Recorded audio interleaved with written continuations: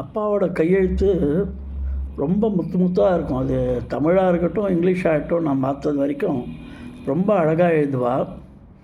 அதனால தான் வந்து எஸ்எல்சி படித்த உடனேயே வேலைக்கு போயிட்டா. அது கிளர்க் வேலையா என்னன்னு தெரியல. சேலத்தில் ஹேண்ட்லூம் ஹவுஸில் வேலைக்கு போனான்னு சொல்லுவாள்.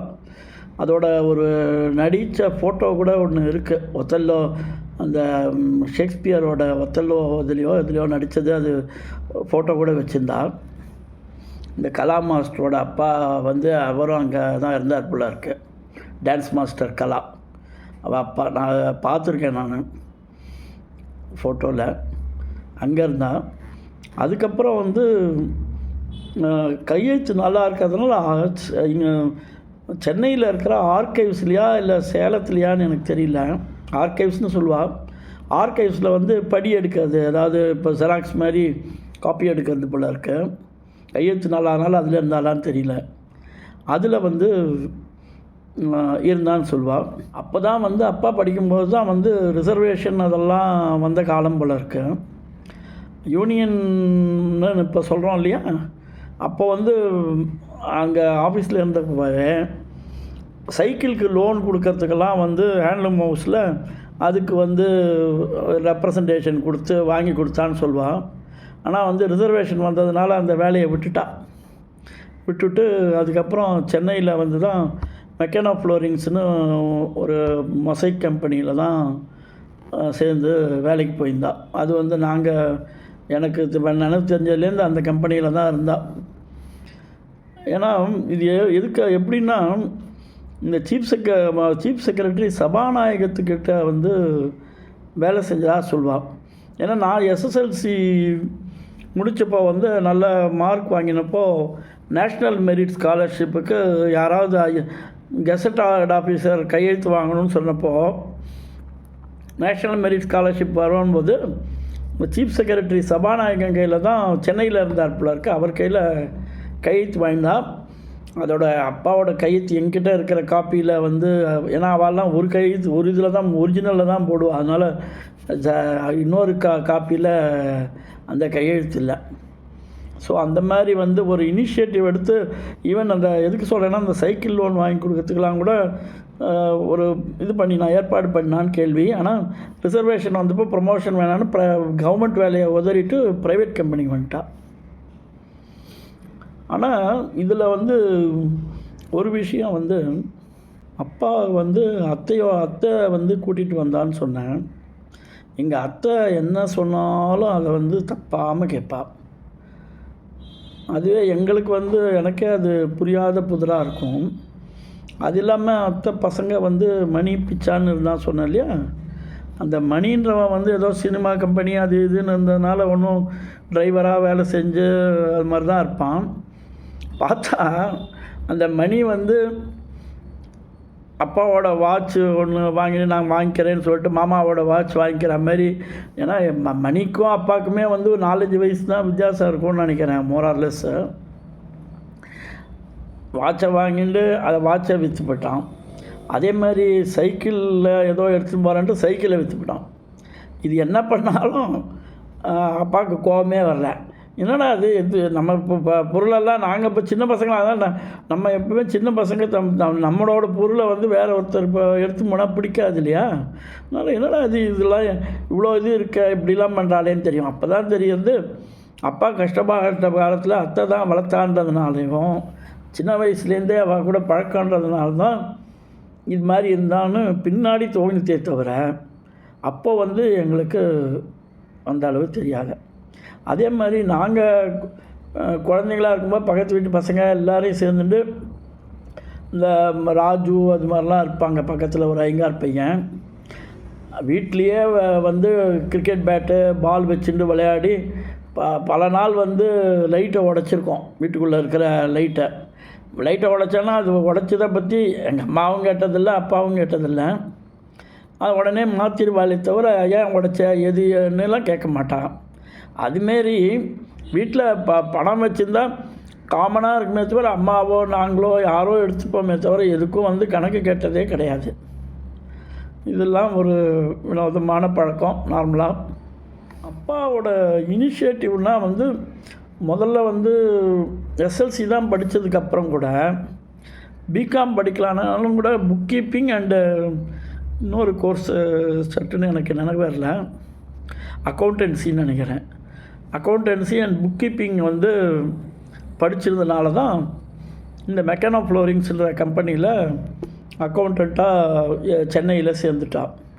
அங்கேயும் பார்த்தா அக்கௌண்டண்ட் இல்லாமல் கையெழுத்து நல்லா இருக்கிறது தவிர நிறைய வந்து அவள் வந்து நிறைய வீடு வாங்கிறது விற்கிறது ப்ராப்பர்ட்டின்றதுனால ப்ராப்பர்ட்டி டாக்குமெண்டேஷன் பண்ணுறதெல்லாம் வந்து ரொம்ப நல்லா பண்ணுவாள். நான் பார்த்த வரைக்கும் டைப் பண்ணுறது வந்து ஸ்டாம்ப் பேப்பரில் எதுவுமே எழுதி வச்சுக்க மாட்டா, அப்படியே மனப்பாடமாக டைப் பண்ணிவிடுவான். அது வந்து நல்ல, ஏன்னா தப்பு வரும்னு தப்பு வந்தால் என்ன பண்ணுறது, அந்த ஸ்கில்லெல்லாம் ஜாஸ்தி. இதை வந்து இந்த புக் கீப்பிங் இதை வந்து நான் எப்போ பார்த்தேன்னா இந்த மெக்கானோ ஃப்ளோரிங்ஸ் வேலையை விட்டுட்டு, ஏன்னா இந்த மெக்கானோ ஃப்ளோரிங்ஸில் அந்த பட்டுன்னு நாராயண பட்டுன்னு இருந்தார். அவர் என்ன பண்ணுவார்னா எப்போவுமே ஒரு மாதம் சம்பளம் பேக்லாகாக இருக்கும். பேக்லாக் இருக்குன்னா ஏன்னா அப்போ தான் வந்து வேலைக்கு வருவான்றதுனால ஒரு மாதம், அதனால் ஏதோ அதில் வந்து ரொம்ப ஒன்றும் நிறைய 4-5 பசங்களை அனுப்ப வந்து ஒன்றும் பார்த்துக்கிறதுக்கு வழி இல்லை. அது மாதிரி தான் இருப்பாரே தவிர லேஸில் வந்து இது பண்ண மாட்டான் போது அப்பாவுக்கு வந்து சரி நம்ம ஏதாவது முயற்சி பண்ணணுன்ட்டு முதல்ல ஏதோ ஹாலோ பிளாக்ஸ் பண்ணணும்னு பார்த்தா, அதுக்கப்புறம் ஏதோ கம்ப்ரஸர் இது என்னது பெல்லோஸ் பண்ணணுன்னு சொல்லிட்டு மகாதேவ மாமா கூட சேர்ந்துட்டு ஏதோ அதெல்லாம் ட்ரை பண்ணான். அப்புறம் கடைசியில் பெங்களூரில் போய் தான் புக்ஸ் எல்லாம் நிறையா வாங்கிட்டு வந்து, அப்பாவுக்கு புக்கு படிக்கிற பழக்கம் நிறைய உண்டு, அதனால் புக்கை பற்றி நல்ல நாலேஜ் உண்டு. இன்னொன்று லைப்ரரியெலாம் நல்லா யூஸ் பண்ணுவாப்புல இருக்கு. கரண்ட் புக் ஹவுஸ்னு மேட்லி ரோட்டில் ஒரு புக் ஷாப் வச்சா.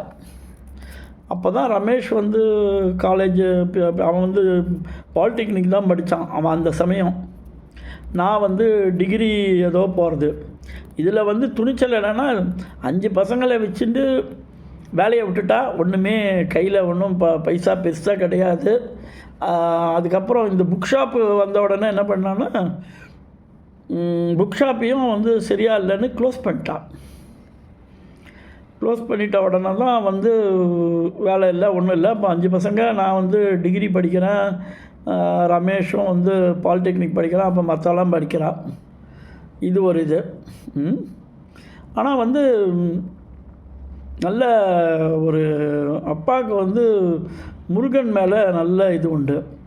அதனால் வந்து சுப்பிரமணிய பூஜகம்னு அதை வந்து பாட்டாக கற்றுக்கிறேன்னு சொல்லிட்டு ஆரம்பித்து அது பாடி பண்ணும்போது திருப்பி அந்த மெக்கானோ ஃப்ளோரிங்ஸ் பட்டே வந்து நீ வேலைக்கு வா அப்படின்னா, அதுக்கப்புறம் என்ன பண்ணான்னா, ஆனால் பட்டு வேலைக்கு கூப்பிட்டா கூட, ஏன்னா அதுக்கு முன்னாடி என்ன நினைக்கிறேன்னா இந்த வைஜெயந்தி மாலாவோட பாலி வந்து பலி கோல்ட் ஸ்டோரேஜ்னு வந்து அரும்பாக்கத்தில் இந்த பிராணுக்குலாம் எக்ஸ்போர்ட் ஏதோ பண்ணுறாப்புல இருக்கு.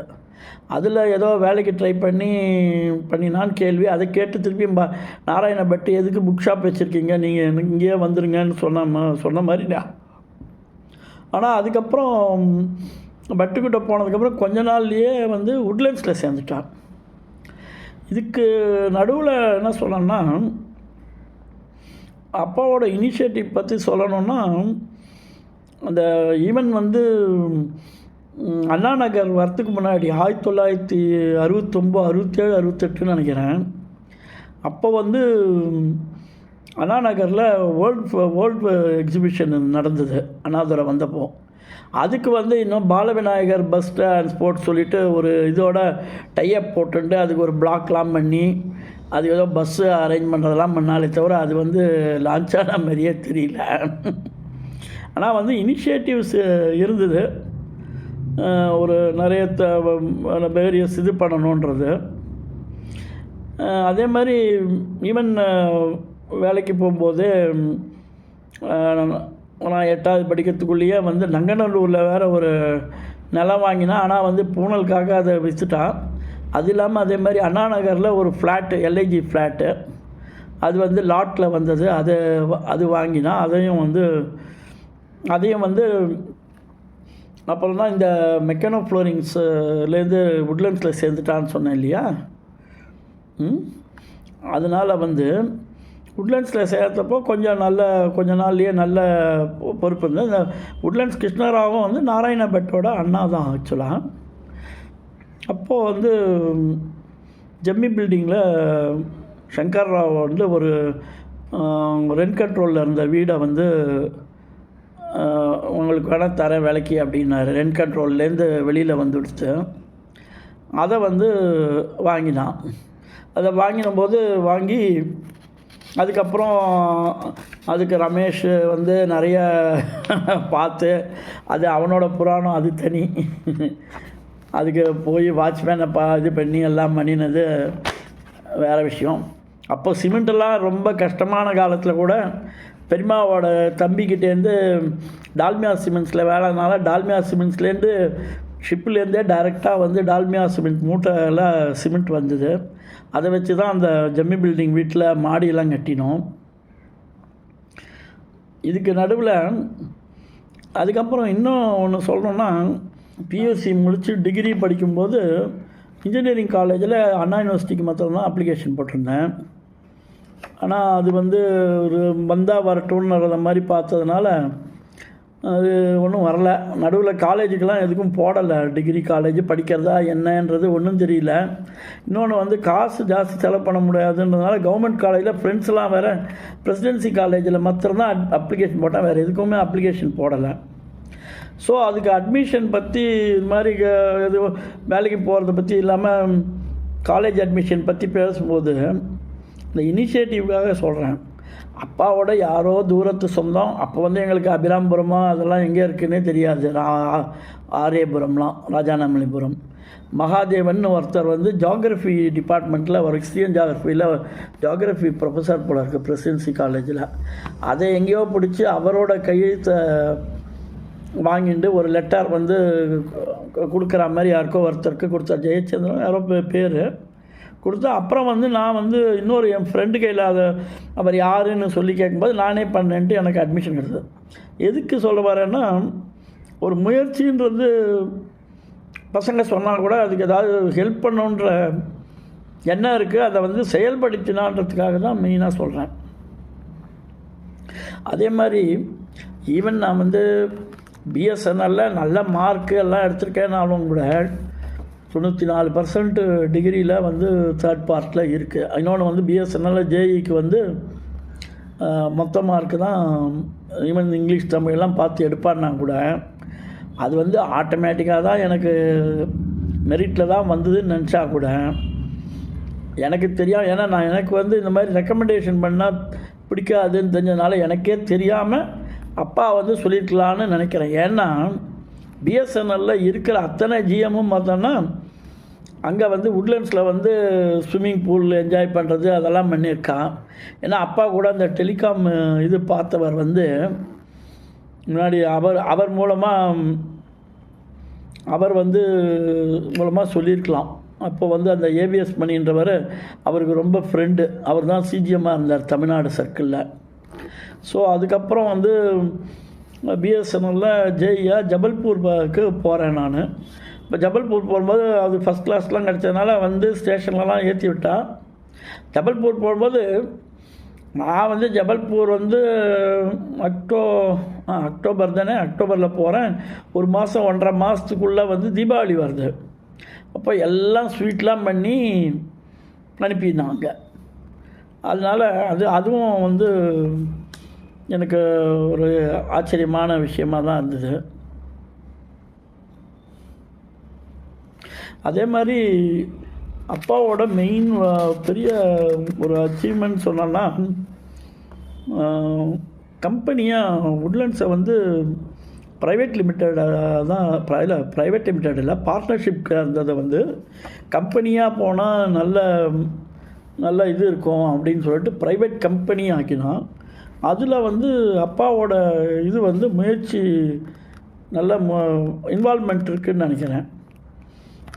அதில் வந்து இன்னும் சில விஷயம் சொல்லணுன்னா, இந்த டாக்குமெண்டேஷன் வீடு வாங்கிறதுலலாம் வந்து எல்லா லிட்டிகேஷன் ப்ராப்பர்ட்டியாக இருந்தால் கூட கவலைப்படாமல் வாங்குவான்.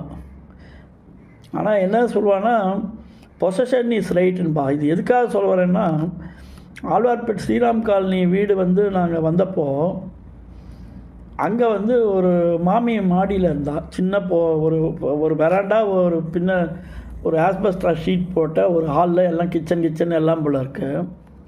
அப்போது என்ன சொன்னான்னா, அவள் ஒரு பிராமின்றதுனால நீங்கள் வேணால் இருந்துக்கோங்க, ஆனால் வந்து எனக்கு வேக்கன்ட் பொசிஷன் கொடுத்தா மாரி தான் காமிக்கணும்னு சொன்னான்.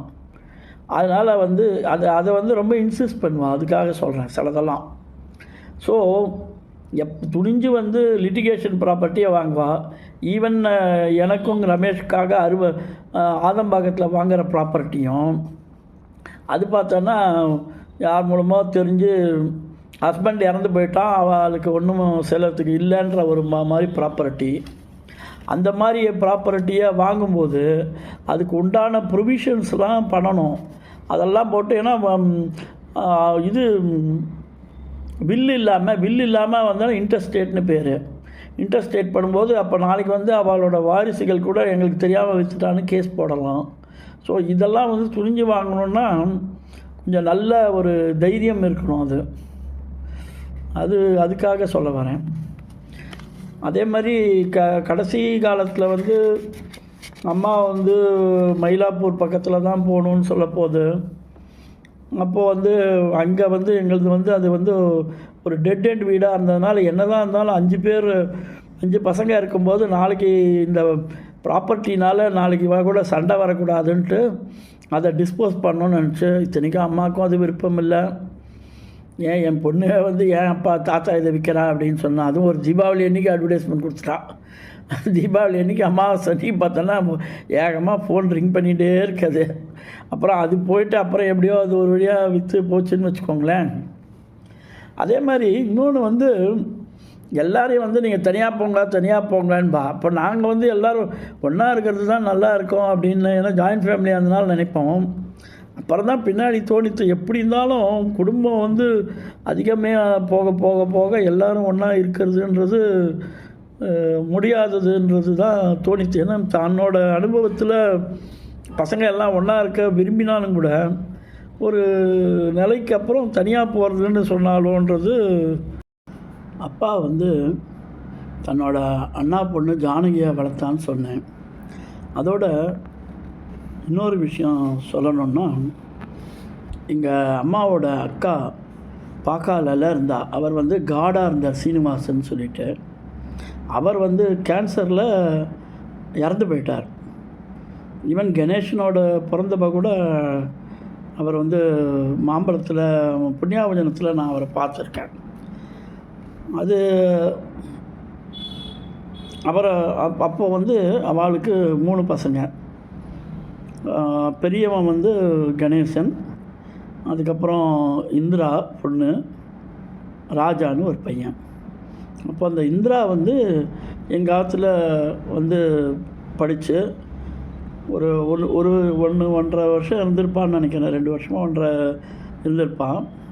ஆனால் எங்கள் அத்தைக்கு வந்து ஏற்கனவே 3-4 பசங்க இருக்கும்போது வாழையும் வச்சுக்கிறது இல்லை, ஏதோ சங்கடமாக என்னன்னு தெரியல. அதனால் வந்து கொஞ்ச நாள்லேயே போயிட்டா. அவள் வந்து அதுக்கப்புறம் எங்கள் மாமா மாம்பழத்தில் அங்கே தான் படித்தான். அதே மாதிரி இன்னொரு அக்கா பொண்ணு உஷான்னு, அவள் குடும்பமும் கொஞ்சம் நல்லா இருந்த குடும்பம் வந்து கொஞ்சம் ஒரு நல்ல நிலையிலேருந்து தவறினதுக்கப்புறம் எல்லோரும் ஒரு மூலையில் போனப்போ உஷான்னு அவளோட பொண்ணு, 2வது பொண்ணு, அவள் வந்து எங்கள் ஆற்றுல இருந்திருக்கா. அதே மாதிரி பக்கத்தில் ஏதோ வேலை, அங்கே பக்கத்துலலாம் அந்த வேலை தெரியல எதுலையோ. அதே மாதிரி கல்யாணம் ஆகிட்டு அவள் ஹஸ்பண்டு வந்தப்போ அவர் வந்து காசியோ அங்கே வாரணாசி அந்த பக்கம் முகல் சராய் அங்கே இருந்தாவா. அதுக்கப்புறம் சென்னைக்கு வந்தப்போ அவருக்கு வந்து உட்லண்ட்ஸில் வேலை கொடுத்து சூப்பர்வைசரோ ஏதோ ஒரு வேலை பண்ணி அந்த மாதிரி உபகாரம் பண்ணான். அதே மாதிரி இந்திரான்னு சொன்னேன் இல்லையா, இந்திராவோட அண்ணா கணேசன் வந்து ரயில்வேயில் வேலை செஞ்சுருந்தான்.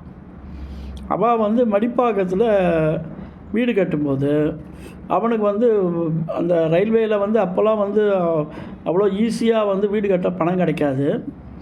அப்போ வந்து அப்பா கையில் உதவின்னு கேட்கும்போது அப்பா கையிலையும் பணம் கிடையாது. அப்போ வந்து பக்கத்தில் வந்து ஒரு வாத்தியார் மாமி, அவள் வந்து கொஞ்சம் பணம் சேர்த்து வச்சுருந்தா. சாவித்திரி அம்மான்னு சொல்லுவாள், கெட்டியா மீனான்னு சொல்லுவாள்.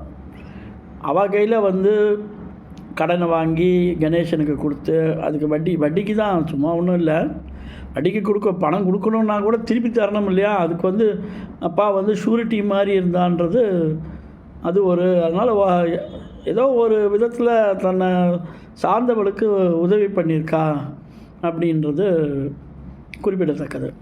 அப்பாவோட தைரியத்தை பற்றி சொல்லணுன்னா, ஆழ்வார்பேட்டில் நாங்கள் இருக்கிற காலத்தில் பக்கத்தில் ஒரு கிரவுண்டை வந்து ஏடிஎம்கே மதுசூதனன் வந்து அந்த கட்சி வந்து ஒரு 21 கிரவுண்டை வந்து எடுத்துட்டான். அந்த ஓனர் வந்து ஆஸ்திரேலியாவில் இருக்கான்னு சொன்ன உடனே அதில் வந்து பைல் ஃபவுண்டேஷன் போட்டு இதில் ஆழ்வார்பேட் பெனிஃபிட் ஃபண்டில் கடனை ஏற்பாடு பண்ணி ரமணியம்னு ஒருத்தன் கன்ஸ்ட்ரக்ட் பண்ண ஆரம்பித்தான். அது வந்து பைல் ஃபவுண்டேஷன் போட்டப்போ அங்கே எங்கள் தெருவில் இருந்தவங்கெல்லாம் அந்த சத்தத்தினால அப்ஜெக்ட் பண்ணியிருந்தான். அப்போது எங்கள் மாடியில் சோபனான்னு ஒரு வக்கீல் இருந்தான். அப்போ வந்து இந்த தங்கம்மாமியோட பையன் வாலாம் கூட ஏதோ ரோட்டரி பிரசிடெண்ட்டு அப்படின்லாம் இருக்கும்போது எல்லாருமா அந்த ரோட்டில் இருக்கிற வாலாம் சேர்ந்துட்டு சிபி ராமசாமி ரோட்டில் ஒரு மறியல் மாதிரி, அங்கே வேறு ஒரு வாசலோ ஏதோ ஒன்று, அந்த மாதிரி ஒரு இதில் நடத்தினான் அது தைரியமாக. அப்போது வந்து அதுக்கப்புறம் என்ன ஆச்சுன்னா, இந்த மாடியில் இந்த சோபனாவை வச்சு இந்த தங்கம்மாமி எல்லாருமா சேர்ந்து கேஸ் போட்டாள். இது மாதிரி சத்தம் வந்ததுன்னு சொல்லிவிட்டு. அப்புறம் ஈவன் வந்து கோர்ட் அப்பாயின்ட் பண்ண ஜட்ஜு வேறு வந்து மாதங்கியெல்லாம் கேள்வி கேட்டு என்னாச்சு ஏதாச்சுன்னு கேட்டு தீர்ப்பெனமோ அவளுக்கு ஃபேவரபுளாக வந்துடுச்சு. வந்து ஒரு தைரியத்தை வந்து சொல்கிறதுக்காக இதை சொல்ல விரும்பினேன். அப்பாவோட சாமர்த்தியத்தை பற்றி சொல்லணுன்னா, நான் வந்து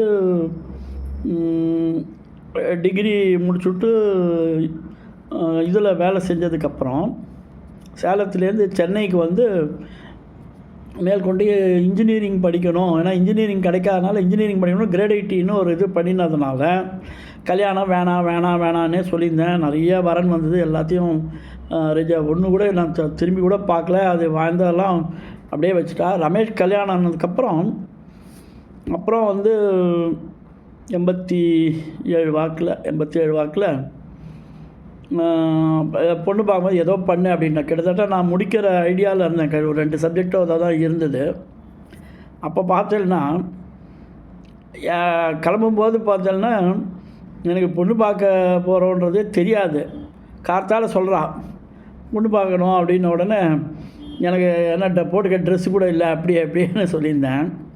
இதில் முக்கியமானது என்னென்னா, சாயந்தரம் பொண்ணு பார்க்க போகும்போது முதல்ல என்ன பண்ணான்னா, ஒரு கேகே நகர்னு நினைக்கிறேன், அங்கே ஒரு பொண்ணை காமிச்சான்.